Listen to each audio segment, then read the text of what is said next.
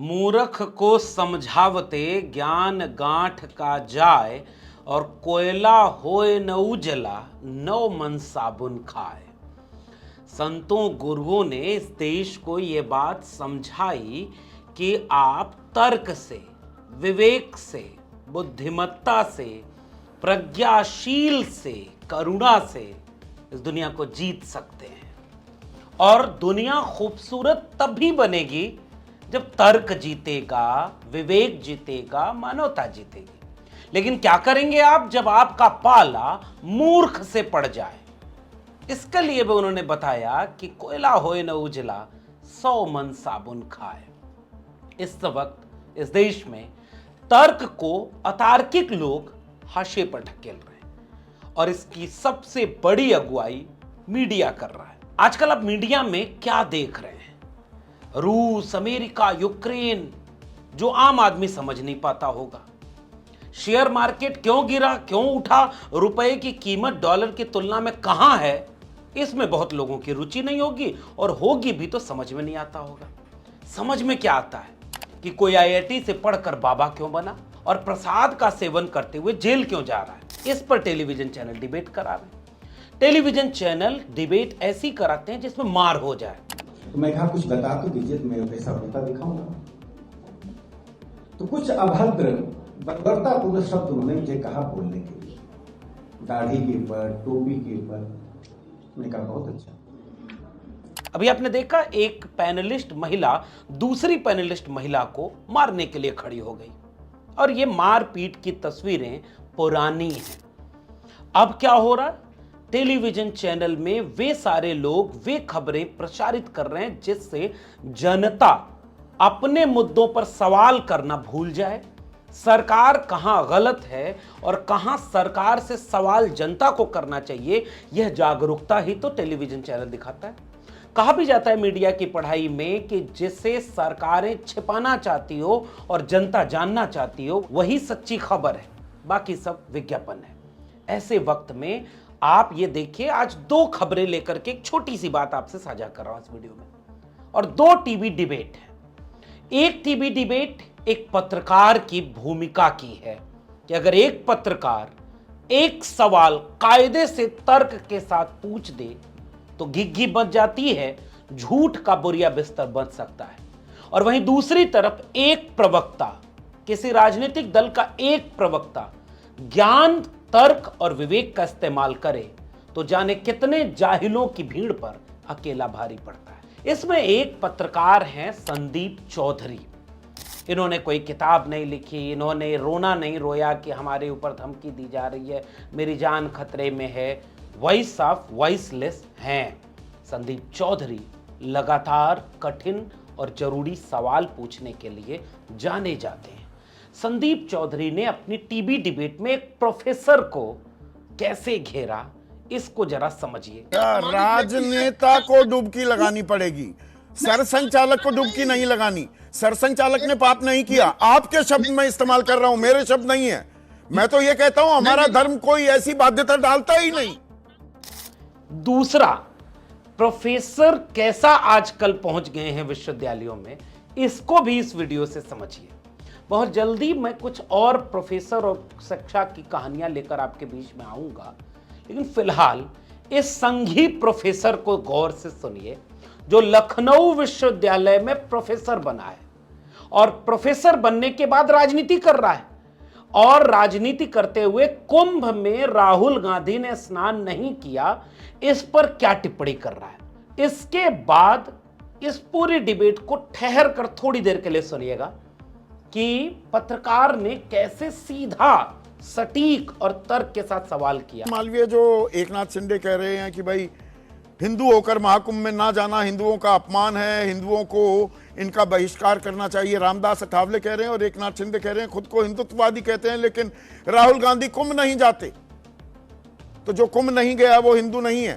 संदीप जी, एकता, अखंडता, समरसता और बंधुत्व का सबसे बड़े इस महापर्व में राहुल गांधी ने नहीं आकर जो पाप किया है, मैं फिर से बोल रहा हूं, इसको कोट किया जाए, उन्होंने नहीं आके जो मुंह चिढ़ाया है, जो पाप किया है, क्योंकि वो राजनीति में, भारत के राजनीति में, राजनीतिक परिवार से, रसूख वाले परिवार से ऐसे हिस्सा बन के हैं कि सदैव सत्ता में रहना चाहिए, तो उनको बाहर आके और भारतीय समाज से क्षमा मांगनी पड़ेगी। इस पाप का प्रायश्चित करेंगे तो भी नहीं कर पाएंगे, उनको बताना पड़ेगा। रही बात, आप कह रहे थे नहीं आप नहीं, भी राहुल हिंदू हैं, गांधी, एक आप भी सेकंड, पूजा करते हैं। एक सेकंड, यहीं पर रहते हैं ना। राहुल गांधी ने पाप किया है और इनको माफी मांगनी होगी, पश्चाताप भी करेंगे तो भी इनकी माफी पूरी नहीं होगी।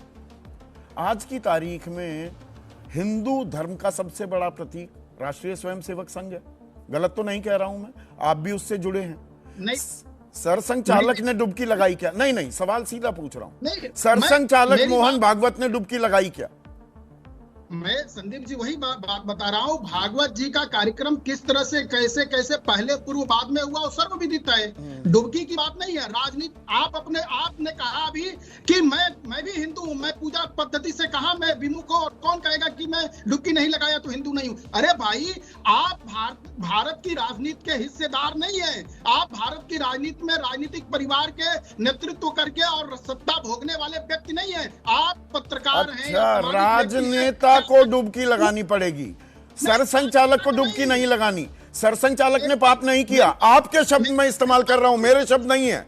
मैं तो ये कहता हूं हमारा धर्म कोई ऐसी बाध्यता डालता ही नहीं। बहुत प्रशंसनीय और अभिनंदनीय है। दो जो सबसे बड़ी बैसाखी हैं आपकी सरकार की, भाई 240 का आंकड़ा है आपके पास। सुनिए ना सौरभ भाई, सुनिए ना प्लीज, सुनिए ना। 240 है, 240 में बहुत जरूरी सहारा मिल रहा है आपको नीतीश कुमार और चंद्रबाबू नायडू से। नीतीश ने भी डुबकी नहीं लगाई और चंद्रबाबू नायडू को भी 8 दिसंबर को न्योता देने सूबे के उप मुख्यमंत्री उत्तर प्रदेश के ही केशव प्रसाद मौर्य गए थे। साथ में सिद्धार्थनाथ सिंह भी थे, आपके इंचार्ज, बीजेपी इंचार्ज। न्योता दिया, वो नहीं आए। दोनों बड़ी बैसाखी, वो सहारे, वो नहीं आए डुबकी लगाने। ये तो पाप कर रहे हैं चंद्रबाबू। हाँ, मैं बता रहा हूँ। हाँ। अच्छा प्रश्न किए। हाँ। चंद्रबाबू नायडू, नीतीश कुमार और अन्य घटक दल राम जन्मभूमि के होने का प्रमाण नहीं मांगते, और काशी, मथुरा और अयोध्या और सरयू के होने के अस्तित्व पर सवाल खड़ा नहीं करते। अच्छा, वो डुबकी ना लगाएं तो कोई फर्क नहीं पड़ता, पर वो राहुल गांधी को डुबकी जरूर लगानी है। अच्छा, एक मिनट। अब इस पूरी वीडियो को देखने के बाद आपको क्या समझ में आया? दो चीजें। ऐसे घटिया प्रोफेसरों से अपने देश के विश्वविद्यालयों को आप नहीं बचा पाए। आरएसएस और बीजेपी ने पूरे देश में ऐसे प्रोफेसरों को भर दिया है जो आरएसएस की शाखा से निकले हैं। उन्हीं के बीच से तमाम लोगों को कुलपति बनाया गया, प्रोफेसर बनाया गया।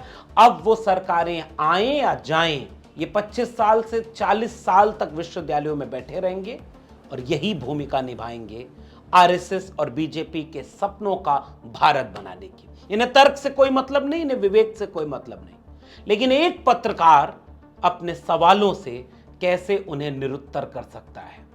बस इतनी सी गुजारिश थी, इतनी सी दरकार थी, बस इतनी सी तो दरकार थी मीडिया को, एक सच्चे पत्रकार की। बस सवाल की, किसी के पक्ष में जाए बिना सच के पक्ष में खड़े होकर सवाल करने की। लेकिन अफसोस कि टेलीविजन चैनल पर यह खबरें गायब होती गई। दूसरी एक छोटी सी क्लिप उसी टेलीविजन चैनल की है, जिसकी एक डिबेट हो रही है। बीच में एंकर खड़ी दिख रही हैं, लेकिन वो बीच में है नहीं, वो अपने दाहिनी तरफ झुकी हुई है और दाहिनी तरफ आरएसएस भाजपा समर्थक 4 लोग खड़े हैं। एक बीजेपी का प्रवक्ता, एक और संघ विचारक जो दिल्ली विश्वविद्यालय का प्रोफेसर है, लेकिन वह प्रोफेसर होने के बाद भी आरएसएस और बीजेपी का पक्ष रखने के लिए टीवी डिबेट में रात दिन जाता है।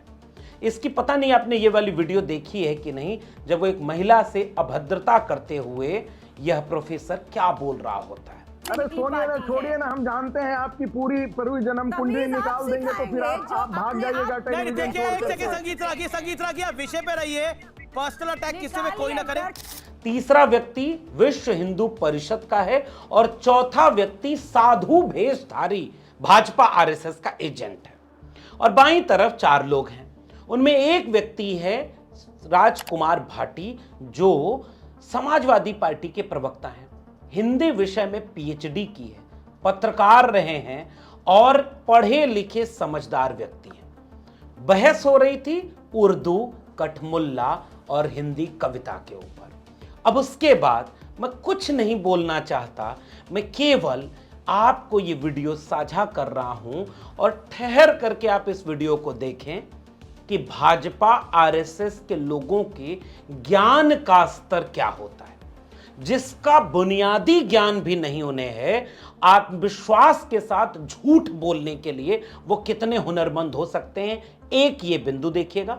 और बीजेपी का प्रवक्ता वहीं बैठे बैठे गूगल कर रहा है, जो कुछ दिन पहले तक पत्रकार था। रिपब्लिक भारत चैनल है, उसमें वो जब पत्रकार था तो पत्रकार कैसा हो सकता है, आने वाले दिनों में हो सकता है कि मीडिया के विद्यार्थियों को पढ़ाया जाए कि आप कितने भी खराब पत्रकार बन लेना, लेकिन ऐसी पत्रकारिता मत करना। ये वही पत्रकार है। जैसे अभी एक छोटा सा वाकया और देखा आपने, कांग्रेस पार्टी की एक प्रवक्ता जो मुसलमान है, उन्होंने खेल भावना से जुड़ा हुआ एक कमेंट कर दिया कि क्रिकेट के कप्तान रोहित शर्मा को थोड़ा और फिट होना चाहिए। और ये जो पत्रकार है मौसमी, ये वही है जो बुलडोजर पर चढ़ करके पत्रकारिता कर रही थी, मुंबई की खबर, पता नहीं आपको याद है कि नहीं। ये वही पत्रकार है जो पानी में घुस करके खबर करने के लिए जानी जाती है। ये वही पत्रकार है जिनकी पत्रकारिता को हो सकता है कुछ दिन बाद पढ़ाया जाए कि आप कितने भी घटिया पत्रकार बन लेना, मगर ऐसे जहरीले पत्रकार मत बनना।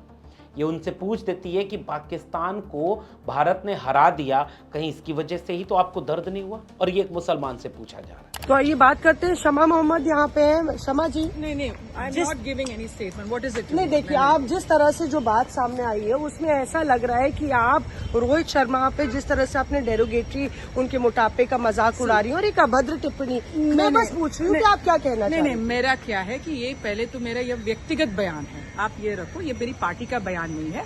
और दूसरी बात है, सेहत के बारे में बोला है, मैं फिट हूँ, तो मैंने देखा एक स्पोर्ट्समैन फिट नहीं है, उसके ऊपर बोला है। इतनी बड़ी बात आप लोग ने किया क्यों, मुझे समझ में नहीं आता। और मोदी जी भी अभी फिट इंडिया कर रहे हो ना? नहीं, वीएचपी कह रही है कि पाकिस्तान को हराया इंडिया ने, इसलिए शमा मोहम्मद इस तरह की बात कर रही है। आपको पता है, आप मुझे कितने सालों से जानते हो, मैं नेशनलिस्ट हूँ, मैं लिखा हुआ मेरे इसमें। और ये क्या है, मुसलमान होता है तो पाकिस्तान, प्लीज। ऐसे टेलीविजन के दौर में राजकुमार भाटी नामक एक पढ़ा लिखा, तर्क और विवेक का व्यक्ति, एक पीएचडी किया हुआ विद्वान शख्स, कैसे अपने तर्क से, अपने जवाबों से एक बार में पूरी बीजेपी और आरएसएस की खटिया खड़ी कर सकता है? ठीक है राजकुमार भाटी। हमारी डिबेट को चलते हुए 46 मिनट हो गए हैं और सब 2-2, 3-3 बार बोल चुके हैं। मुझे ये आपने रोक कर रखा था। मेरा निवेदन है कि मुझे थोड़ी देर बोलना है। रागी साहब में आ रही हूँ। हाँ, इन्होंने भी नहीं जो बोला, बातें इस डिबेट में हो रही हैं जी, इससे किसी का कोई लाभ होने वाला नहीं है, नुकसान भारी होगा। डिबेट थी उर्दू पर, कठमुल्ला पे, और मैं पैनलिस्ट से निवेदन करना चाहता हूँ कि कठमुल्ला और उर्दू पर डिबेट करना हिंदू मुस्लिम डिबेट करना नहीं है। बिल्कुल ना, तो मैंने शुरू में कहा उर्दू किसी धर्म की भाषा नहीं है, कठमुल्ला किसी भी धर्म में हो सकता है। कठमुल्ला कहते हैं जो कट्टर हो, अंधविश्वासी हो, पाखंडी हो। विनोद जी कृपया बोलने दें, कृपया बोलने दें, उनकी बात हो जाए, कृपया बोलने दें। कठमुल्ला धर्म का पार्ट नहीं है। कृपया बोलने दें, आपका नंबर आएगा, आपका नंबर आएगा, आपका नंबर आएगा। खूब विद्युता झाड़ना अपनी। कठमुल्ला सब धर्म में होता है। कठमुल्ला का अर्थ जो है मुसलमान से कतई जोड़ना नहीं है। कठमुल्ला तो बिल्कुल नहीं है। यार नहीं बोलना देंगे तो मैं चला जाता हूँ, बात तो हो जाए, मैं चला जाता हूँ। भागना तो भाग जाओ। बहुत देर से नहीं तो बोलना क्यों नहीं दे रहे? बोलना क्यों नहीं दे रहे? प्लीज उनको बोलना क्यों नहीं आप बोलिए ना। बहुत देर तो आपने ठेका लिया सबके बीच में चिल्लाने का। मेरे धर्म पे उंगली मत उठाइए प्लीज प्लीज प्लीज। आप ये मेरे पंथ को कठमुल्ला नहीं बोल सकते। आप बोलिए जो बोलना है। भाटी साहब, ये इस देश को इतना ही जो असहिष्णु बनाना चाहते हैं कि जो इन्हें पसंद नहीं होगा ये बोलने नहीं देंगे। मतलब ये ऐसा ही देश चलाना चाहते हैं। अगर हम अपने मर्द को स्वीकार कर लें तो और आपके पैनल में, बात हो जाए फिर आपके पैनल में एक और बहुत बढ़िया बात हुई। प्रदीप भंडारी जी ने बोला धर्म पे, मुसलमानों के खिलाफ। संत जी ने बोला राजनीति पे। मेरे को गलत, मैंने कहा सुना। अरे चिल्लाते हो यार सारे तो। मत करिए, मेरे को गलत मत कहाँ से पता नहीं। आप सुबह से शाम तक झूठ बोलते रहते हैं। मुसलमानों के खिलाफ आप कोई नहीं बोलते। हमारी प्रवृत्ति नहीं है। आप बोलेंगे अपनी बारी में बोलेंगे। मुझे लग रहा है एक सेकंड अपनी बारी में, एक सेकंड सर रिवाइंड करिए, या तो ये माफी मांगेंगे या तो करेंगे। रिवाइंड करिए, आप जाके तुष्टीकरण के नाम पे आपको कुछ वोट चाहिए मुझे। उनकी बात हो जाए। इन्होंने कैसे मुझे बता ये आपकी डिबेट को खराब कर रहे हैं। बोलिए बोलिए, आप अपनी बात खत्म कीजिए। आपके चैनल की प्रतिष्ठा को खराब कर रहे हैं। एबीपी न्यूज की बहुत प्रतिष्ठा है। बोलिए, एबीपी न्यूज पे बड़ी गंभीर बहस होती है। बोलिए बोलिए बोलिए। राजकुमार भाटी जी को इस देश की समस्या ये है कि राजनीतिक लोग धर्म पे बोल रहे हैं और संत राजनीति पे बोल रहे हैं। इन्होंने समाजवादी पार्टी के खिलाफ बोला और कह रहे हैं मैं असली संत हूं। ये तो राजनीतिक उपदेश देंगे कि किस पार्टी को वोट देना चाहिए। ये धर्म के सलाह देंगे। यही बस करना है, मूर्ख को समझावते ज्ञान गांठ का जाए, कोयला होए न उजला नौमन साबुन खाए। मैं जानता हूं कि तर्क से विवेक से ये कभी नहीं जीत सकते, इसलिए वह हिंसक उत्तेजक कोशिश करते हैं। इसलिए जहां भी भाजपाइयों और आरएसएस के लोगों से पाला पड़े, तर्क से बात करिए, संवाद से बात करिए। जब तक वो संवाद करें, तर्क से ही इन्हें जीता जा सकता है। और पत्रकार जो बीच में खड़ा दिख रहा था, इन्हीं के लिए एक बार जावेद अख्तर ने कहा था कि पत्रकार को बीच में रहना चाहिए, आप तो एक तरफ झुके हुए हैं। इस बात को गांव-गांव पहुंचना होगा। अगर झूठ को झूठ न बोला जाए, सच की पैरोकारी न की जाए, तो मीडिया एक लोकतंत्र को अंधकार में ढकेल सकता है, जहां सत्ता तानाशाहों को पैदा करेगी और जनता गरीब भूखमरों को पैदा करेगी, और मीडिया दरबार में खड़ा होकर दरबारी बना रहेगा और जनता के दर्द पर कोई टेलीविजन शो नहीं होगा। वो आपके बच्चों के शिक्षा पर, रोजगार पर, महंगाई पर और पढ़ाई, कमाई, सिंचाई, दवाई पर कभी टीवी डिबेट नहीं करेंगे। वो मुर्गा लड़ाएंगे जिससे उनकी टीआरपी बढ़े। वो झूठी खबरों को फैलाएंगे ताकि उनकी टीवी को आप मनोरंजन के लिए देखें। याद रखिएगा, जब इस मनोरंजन में आप टीआरपी के जरिया बन रहे थे, आपके बच्चों का भविष्य पीछे से सरकारें बर्बाद कर रही थी। अगर समझ सकें तो समझ जाइएगा समय रहते, वरना कहीं देर ना हो जाए। शुक्रिया।